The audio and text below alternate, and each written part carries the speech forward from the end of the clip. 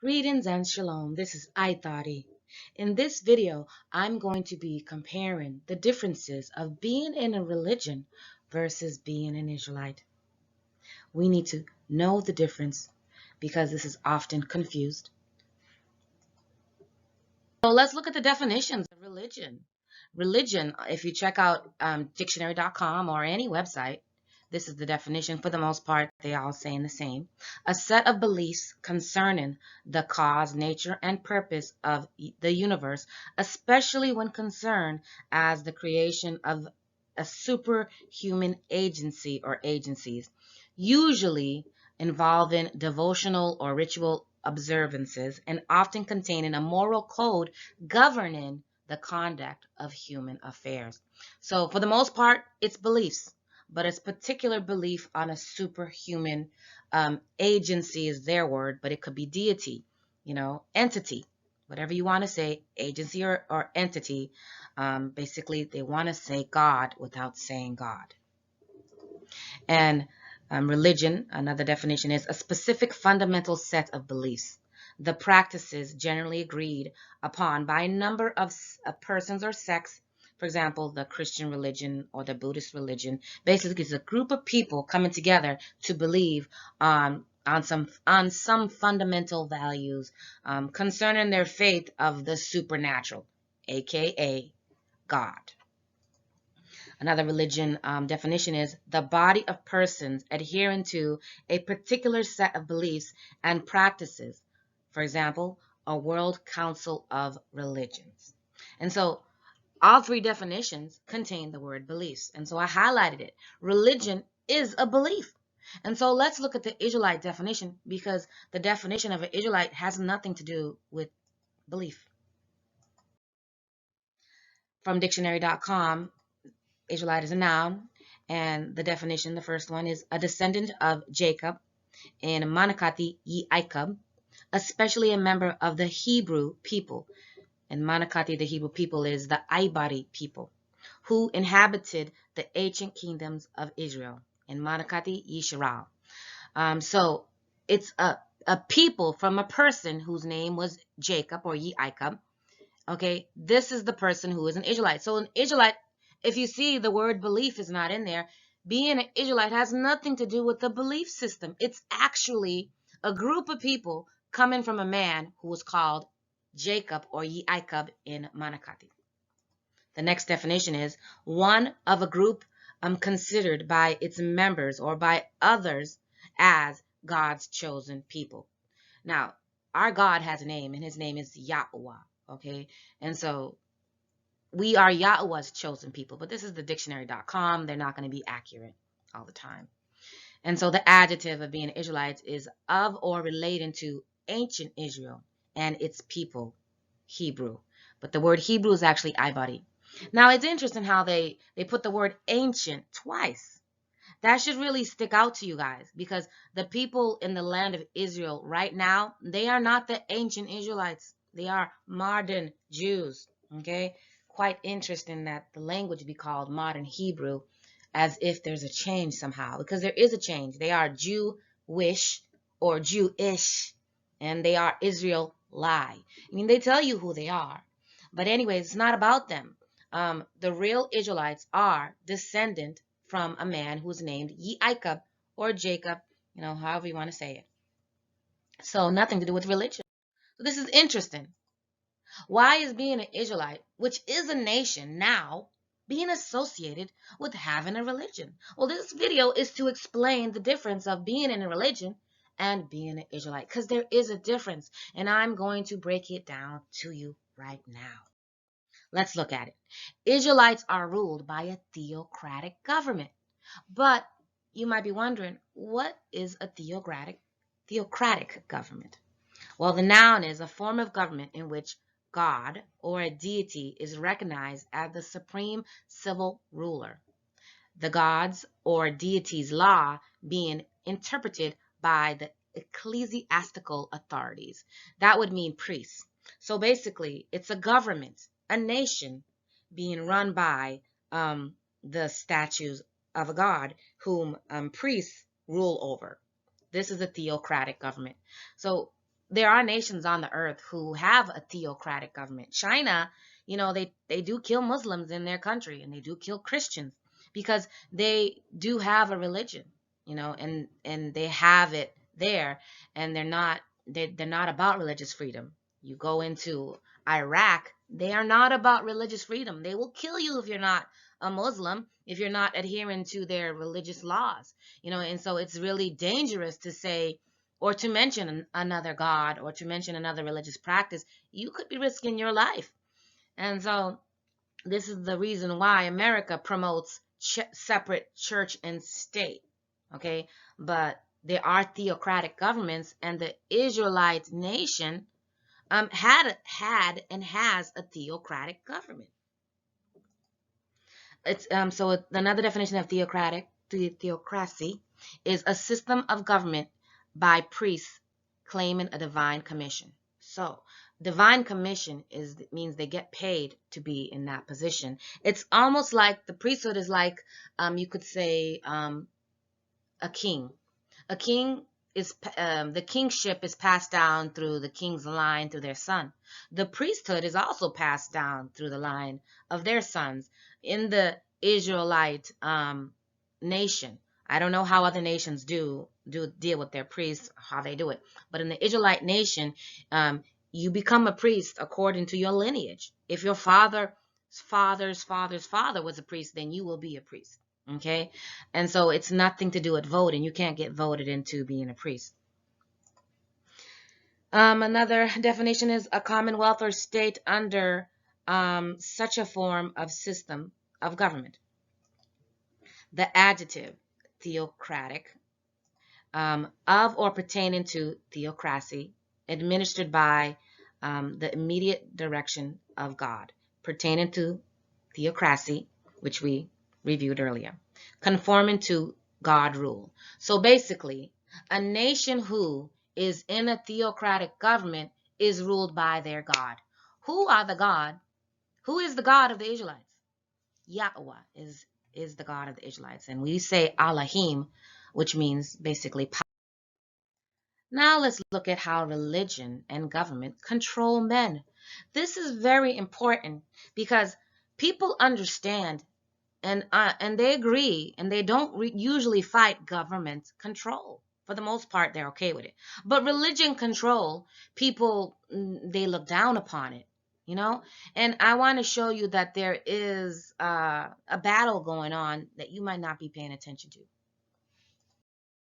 In order for us to get an understanding on what type of situation the Israelites are in, because I said the Israelites don't have a religion, we need to look at what religious control looks like versus governmental control, and then you can have a better understanding what situation the Israelites are in.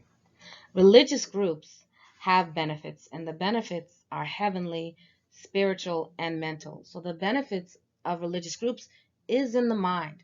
This is not the case with the Israelites. The power is based on a belief in a God. This is not the case with the Israelites. The Israelites don't believe in a God. They know their God, and his name is Yahweh, and he has proved himself to the other nations, and everybody knows he exists. The control for religious groups is of the mind, but Yah doesn't control anybody's mind. Yah is about free will, and everybody is free to do what they want. Not to say that they won't suffer the consequences. There are consequences, but there's no mind manipulation. If you do something wrong, you get punished. But religious groups is not the case. You do not get punished in religions, the religions of other groups. The punishment would have to come on a government level. The laws created in a religion is basically just rituals, but it's created by men, but it's credited to the God. Let's compare it to a government control. The benefits in a government, or obeying a government, is citizenship, protection, and rights. So it's all earthly benefits. It's on the physical level. There are no mental benefits of obeying a government and agreeing to their control. The power is based on the existence of military force. Without military force, no government can rule. This is the case. But religions don't have to have military force. They just have to have a belief system on a God. The control is on a physical level. Now, the physical body can control the mind if you cause the body pain or if there's threat for the body to be hurt. And so in this way, the government controls the mind if they put fear in your hearts. That's why the military force is necessary. Compare that to religious control. The religions do not have to touch your mind, but they control your body through mind control, making you think that God's going to punish you. This is what they tell you. The God that they have described to their religion, they say, oh, he's going to get you. And so they cause fear in that way. So you can control the mind using religion, by messing with your mind, making you believe what certain things, and you can control the body, and it's vice versa with the government. So, this is when it comes into governmental control. I just want to show you how the government does control, and it's all about control. The word government comes from the word govern, and to govern is to control. So most people do not object to government control. They're okay with it. They understand it. You cannot have a civil society without governmental control. This is understood. And so if you see this, the definitions here, the government can control state, community, and there's different administrations, but in the end, it's just all about control. This is what Theodore Roosevelt said. Ours is a government of liberty, by, through, and under the law. No man is above the law, and no man is below it, nor do we ask any man's permission when we ask him to obey it. So this is interesting. I feel like this statement has witchcraft in it. It's a bit confusion. It's it's saying one thing, but it means another. So how can a government claim to give you liberty if government means controlling you? That's witchcraft. It's all an illusion. So the fact that you are in a government means you are in control. You don't really have liberty because the government that controls you can take it away. It's an illusion of liberty. Okay? You have some liberty, but the government decides which liberty it is. So at one moment, you'll have freedom, and another moment you won't. Notice how the United States of America has 50 states. And you go into any particular state, and they all have different rules because they all have different governments. The governor of each state is pretty much the president of said state, and they rule over their own people. And so there are two kinds of government in the United States. There's the federal government, which is in Washington, D.C., and then there's the governor for each state. Okay, and so each state, they are ruled by the feds, but they can, come against the Fed at any time, and sometimes they do. Please know that some states in the United States, they don't pay taxes. They don't pay federal taxes. Repeat, they don't pay federal taxes. Why is Texas free from paying federal taxes? I believe for Florida and New Hampshire, correct me if I'm wrong, maybe Nevada, I believe these places, they don't pay federal taxes because they fought for their rights and they won, and they don't pay taxes. So the freedom is dictated by the government. The United States of America is not equal in their laws. This is why in different areas, in different states, you might get killed for committing murder. In another state, you might get a slap on the hand. Look at how crazy California is. California is probably the worst place to live now. It's the worst place to live. It's dirty. You have homeless people pretty much taking a shit at your front door, and the police doing nothing about it. Okay? You can commit crimes, and you likely won't go to jail. It is anarchy over there. You want freedom? Let me tell you where you can go. If you're in the United States and you truly want to be free, okay, and you don't want the government to control you, head over to California. You can get all the freedom your heart desires. You will probably get shit on your front door, excuse my French, but you will be free. You will be free to leave your car door open so criminals can look inside of it to see if there's anything to take. Because if you don't leave your car door open, a criminal will come and break the window and steal whatever you have that they might want. They do this in California because it's free. It's the land of the free. So you cannot have a civil society, this is what I'm trying to get across, without rules. So it's contradiction to say that you live in a free society. There's a limit to your freedom. You are not free to break the rules in the government that controls you. So it's witchcraft. Freedom, it depends on what you think is free. Some states in America you can't have a gun, and other states you can. So you're not really free. It all depends on what you think freedom is. Long story short, government is to control you if you belong to it.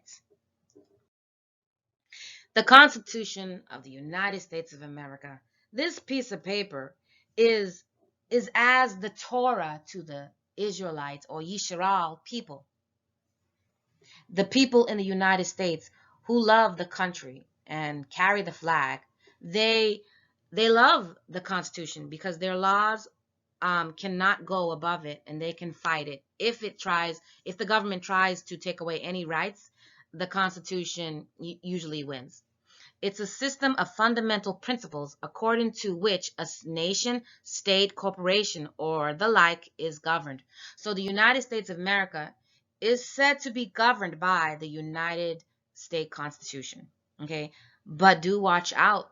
The government is always trying to take away rights, such as the right to bear arms. New York, go ahead, try to get a gun. Try to get a gun. Might be hard. You might not be able to qualify for it.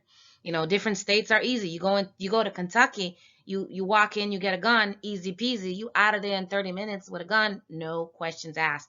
As long as you're not, having a criminal record, you can get a gun in Kentucky. And so some states you can, the Constitution, they oblige by it. In some states, not really. So it all depends on interpretation, and the interpretation depends on which state you're in. So United States of America isn't really united. I would say the contradiction of the states of America. I wouldn't call it the United States of America. The contradiction of the states of America. That's what I'd call it. It's the way they interpret the Constitution. That's all it is. And so I just want to show you the relationship between the Constitution and the Torah. So people, if you're not an Israelite, or if you're a foreigner watching this video, I want you to understand the Hebrew Israelites, they look at the Torah as an American who loves the country looks at the Constitution.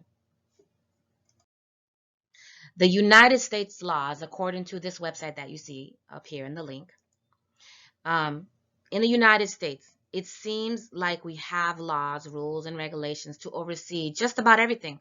We don't always like these laws, since they often mean that someone is telling us what to do and keeping us from doing what we want. Yet, to live in a civil society, we must have rules to follow. For the most part, people are okay with rules, and they're okay with governments. Okay, and they know to live in a free society, there must be rules for your freedom, which is control. So you really can't have complete freedom in a civil society. As you see with California, they have too much freedom. They're not being governed, and so the criminals run amok. It's anarchy. The governor in California said, don't go there, because it's like The Purge. If you've seen the movie The Purge, people in that movie, they locked their doors, they put all kinds of securities, and they didn't let anybody in who was outside, because you would probably get killed and the government wouldn't do anything about it. Imagine being in that state. I don't want to visit California. Hell to the no. Who gets to make these laws, and where do they come from? What happens when we break them? These are the questions on this page, and we will seek to answer it for you. So this is from the website, and I took this information concerning the United States laws from there. Laws are rules that bind all people living in a community. Laws protect our general safety and ensure our rights as citizens against abuses by other people, by organizations, and by the government itself. We have laws to help provide for our general safety. They exist at the local, state, and national level, and it includes things like, I will review it shortly. So basically, this is the United States laws, and there are local laws. For example, if you live in a city, let's say Kentucky. If you live in Kentucky, the local law would be the laws of the city, which is Louisville. The state law would be Kentucky. The national level would be the federal government, which is over the state. So the national law rules over the state, and the state rules over the local, and the local is more, the maybe like the small laws that maybe the federal doesn't care about and the state doesn't care about. Things that pertain to the community is basically the local laws. And so there are different levels of laws. And so if you have any issues, you have to go to the level that it pertains to. So laws about food safety at the state and local level. Health departments have guidelines that restaurants follow for how to store, prepare food in a healthy manner so that diners won't get sick. At the national level, the Department of Agriculture and the federal agencies inspect food production plants to be sure that the food that shows up in your supermarket is safe to eat. Speed limits and traffic laws exist so that we drive in a safe manner. Licenses for doctors and nurses ensures proper training of the people who look after us and who have our lives in their hands. Laws that come from the Bill of Rights in the United States Constitution that guarantee our basic freedoms like freedom of speech, religion, and the press. There are other freedoms, but why didn't they list the right to bear arms and stuff, the right to protect yourself? They really want to take away the rights that are in the Constitution, and for the most part, in many states, they have taken it away, and it's just like an illusion. The right to carry is an illusion. And so I just want to show you how America is stated to be the land of the free, but it's not really, because you can't have a civil society without laws. So you have to have laws. You can't abhor laws, and laws are meant to control you. And there's a reason why I'm going into this concerning religion, because I am trying to explain to you what being an Israelite is about, and I do have to compare the United States laws. So please, I'm getting there. And so the laws that protect us from discrimination because of our race, gender, and age, and because of disability. So they have laws in the United States where if somebody has sexual preferences, you can't talk about them, and not talk about them, but you can't discriminate, and they have to have what is due to them. They have rights. Separate church and state. This is the model of the United States, but they don't do a very good job in actually fulfilling this model, because in their own courtroom they make people swear on the Bible. The Bible is the book of the Theocratic government of the Israelites. Okay, and the Israelites, they worship Yahweh, who is an almighty power. Yet they say they keep the church and the state separate, which is just not true. The church and state of the United States, they cross paths all the time. As a matter of fact, many churches, they have to contract with the government to even be a church, to even exist, and to not be taxed. And this creates a conflict because the government then tells the church what to do. They make the church, they force the church, for example, to allow gay people in the church or any other law. They enforce the laws of the church, or the rules, and that's not keeping church and state separate. So it's deception. And even in public schools, the public schools are not allowed to teach religion, yet they allow mythology, and mythology is associated with religion because mythology incorporates paganism.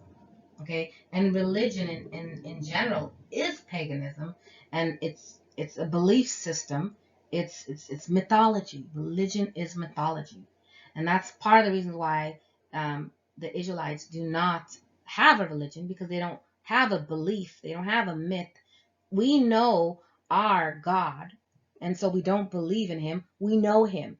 Okay? He is our husband. We have a contract with him. We have much evidence to prove he exists. So, and our whole government, goes around the laws that our God has given us. And so it doesn't fit the description of religion. Yahweh's government is written in what is known as the Torah laws, also called the laws of Moses or Mashah in Manakati. The word Torah is the pluralization of the word Torah, and so Torah means laws. And the Torah provides for the people protection for men, women, and children. So it protects men and children rights. And so this is on a governmental level. That's why it's a theocratic government. The Torah provides protection and prosecution of criminals for their criminal acts. And so this can't happen if the Israelites don't have a government. So the Israelites are a nation of people who have protection, and the protection is the laws that Yahweh, our God, has provided for us. And the Torah provides governmental conduct rules for the governors of the country. So we have officials, we have leaders in office, and these leaders are kings, priests, soldiers, judges, and prophets, and more probably. And they all have positions, and it's all governed. You can't do what you want. So these rules come from our God, whose name is Yahweh. So this makes it not a religion because, for example, people who murder according to the Bible laws, the Torah, they are supposed to be executed. Okay, and so this is no longer a religion. Religion controls the mind. This is actually a government which will control your body. And so, so far you see that the body can be controlled. And so, yeah, the Israelites government provides control of a body of people should they get out of line. Okay? And so even the leaders, the kings and the prophets, the priests, they all are subject to the laws, and they all can be controlled. They don't have freedom to step out of line. The men, the women, and children, they don't have that freedom to step out of line, and neither do the criminals, and neither do the officials. God, our God, whose name is Yahweh, will control all of this. The Torah provides law enforcement rules. The Torah provides property and ownership rules. The Torah provides protection of freedom and discriminations with no respects of persons. This is starting to sound like a government.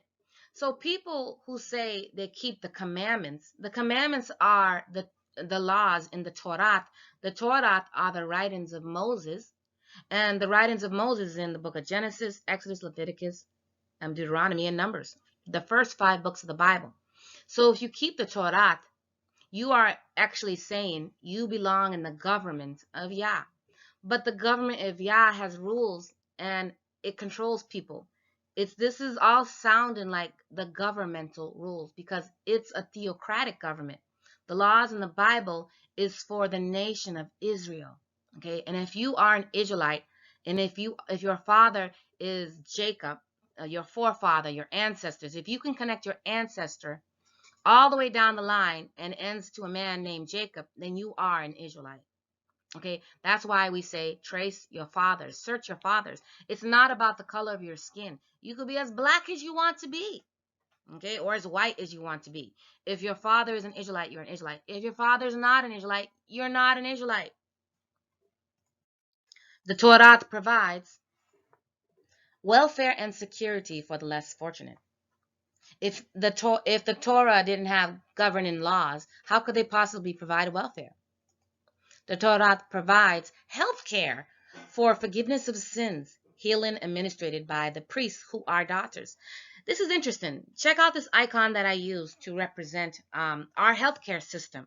This is the snake on the pole which Moses used to heal the people. This same image is the image of daughters. The icon that daughters use is very typical. So daughters are priests, and that's a video that I will make. But I already mentioned this in another video, that daughters are priests, and I will explain it on another video. I have videos to do.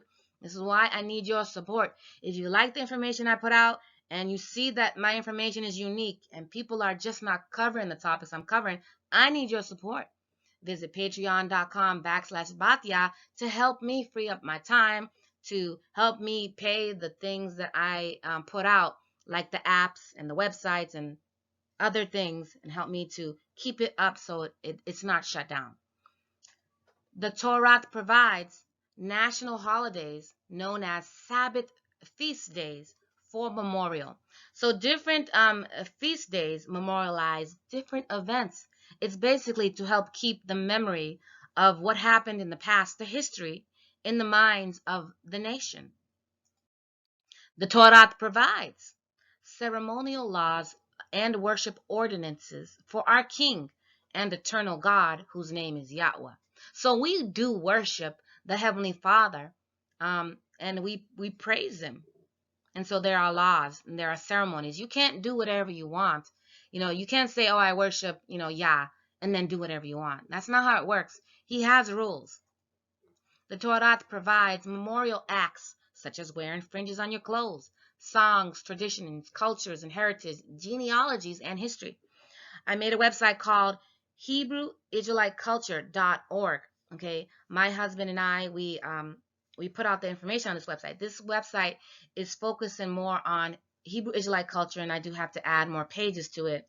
And basically, we focus on who you are as an Israelite, tribal identity. And if you want to find out your tribal identity, go ahead, fill out the form, and my husband can do the research, because it takes a lot of time to research people's ancestry. And he does guarantee it. If you can't find out your tribe, he will give you any money back that you may give, because it does require funds. If you want him to do it, you can research your ancestry yourself, but if you want him to do it, he's going to have to take out time in his day and provide you documents concerning your ancestry. So he's not going to just say your tribe. He's going to give you proof concerning your tribe. This is his forte. This is what he specializes in. This is what he has a book coming out very soon concerning tribal identity. You can wait for his book, or you can find out your tribe today. The Torah provides promises, which is called the covenant, for being good citizens, privileges for rewarding obedience, and downfalls for disobeying it. You could see the covenant highlighted in Deuteronomy 28. It talks about the rewards for obeying our Creator, who is the leader. He is the organizer of our government, because it's a theocratic government. The Israelites follow a theocratic government, and our God, whose name is Yahweh, He gives us the laws in this government. So it's not from man. Our laws are not from man, and it all comes at the end to worship Yahweh, because we are His people.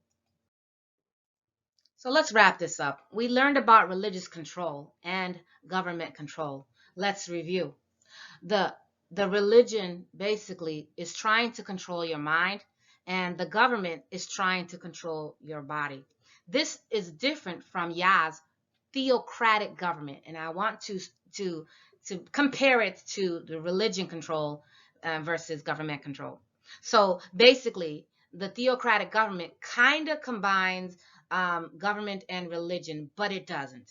Number one, Yah's theocratic government controls the spiritual and the earthly, but there are benefits in the spiritual level and the earthly level. Like I believe in reincarnation, and I will make a video about that. And I did cover it a while ago, but I'm gonna wrap it up in a video another time. But there are benefits being in Yahweh's theocratic government, and the power is based on the fact that Yahweh exists, not the belief. The religion is about the belief in a God, but not the fact. The power in a government control for the other nations is the existence of a military force. The power in Yahweh's theocratic government is angels. They are angels, and legions of men on earth. So Yahweh's army is men and angels, okay? Even when you're not in Yahweh's government, because the whole earth is controlled by Yah, you are still in Yahweh's government, whether you know it or not, because at any time Yahweh can punish you. So Yahweh does not control anybody. That's the difference. The religion is controlling the mind, and the government is controlling the body. But truth to the matter is, Yahweh does not control your mind or body. But guess what? Yahweh made your mind and body, and he keeps both of them in check. So the theocratic government of Yahweh warns you what will happen to you if you, for example, kill somebody. If you steal, you will get punished. Your body will be punished. But what about your spirit? Your spirit could also be tormented. Remember, Saul was tormented with an evil spirit. So Yahweh will punish your spirit and your body at any time, but you're free. You're free to be as wicked as you want to be, and Yahweh will get you. Okay? You're free to be righteous as you want to be, and Yah will get you too. He'll get you a nice reward. Okay? Check out Deuteronomy 28. These are the rewards if you're an Israelite for being righteous. And you could check it out, Deuteronomy 28, verse 15, all the way to 68. Those are the rewards if you're an Israelite for being wicked. Okay, so there's the rewards for being wicked and rewards for being righteous. Yah will reward both of them. So it's pretty awesome to think that religion is really controlling the mind and the government is controlling the body, but Yah isn't controlling neither. But he's judging both. And he made you, so he knows what you're going to do. It's a really interesting twist. But the laws in the Torah was created by Yah. Yah spoke the 10 commandments, so-called 10 commandments. I actually think there's more than 10 commandments, but that's a topic for another day. Yah spoke the commandments in Exodus 20 to the people, but they were scared and they wanted Moses to speak instead, and for Yah to speak through Moses because they couldn't speak to Yah. Moses spoke to Yah, and that's why he wrote down the laws. So the people, the Israelites, our ancestors, agreed that we will not listen to Yah. At any moment, Yah could speak to us from the heavens, but Yah agreed not to because it scared our ancestors too much. You can read that in Exodus 20 to get more information. But I hope you understand that the Israelites are not in a religion. We are in a theocratic government. We do not believe in any God. We know the true God, whose name is Yahweh Elohim. Okay, and he comes with 10,000s of his angels, and he's mighty. Okay, and he created you and I, but he does not control us. He manipulates us. If he wants to make us go to a particular place to get jacked up, he will make the situation happen, and we will be jacked up. And so, yeah, that's the video, and I hope you enjoyed it. If you have any comments, go ahead, go to Telegram, t.me/ithoughty, and you could, state your comments, or if there's a way to state your comments in this video, go right ahead. But download the app. The app, like I said, you can track all the things that I do and all the things I put out. I organize it. You can see all the scriptures, and check it out. And thank you for watching this video, and shalom.